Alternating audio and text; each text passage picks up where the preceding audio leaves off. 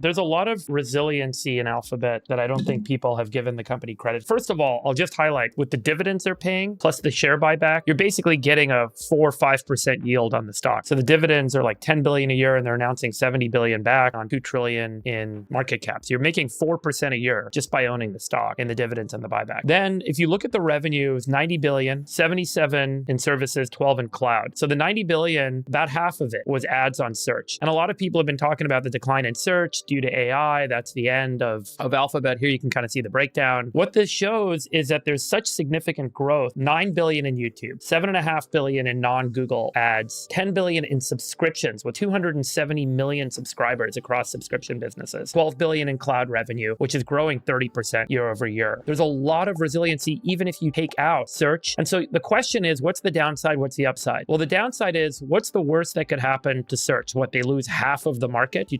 ChatGPT? If they lost half the market to ChatGPT and the rest of the business keeps growing the way it is, you get back to parity pretty quick. What's the upside? Well, the upside is they're able to use AI to actually reinvent search, retain the audience, and create an entirely new search experience that's chat-based. So it seems to me trading at 18 times free cash flow, which is where this thing's at right now, plus the 4% yield on dividends and buybacks, plus the kind of seemingly pretty significant gap between the downside and the upside here. It's just such a powerful business. It just seems like it highlighted that this is not a business that's in decline and is about to die, as everyone's been kind of proclaiming. There's enough growth engines here and there's enough resilience, and the price is so good. I feel quite good about the company. I think there's $100 billion of hidden value called Waymo in this business. And Waymo, 250,000 rides a week now, growing like crazy, and they're only in like 4 cities. It's crazy. And I think the market's giving them zero for that right now. Zero. I think the most interesting stat that I saw and from they own 10% of result, SpaceX, by the way, which is crazy.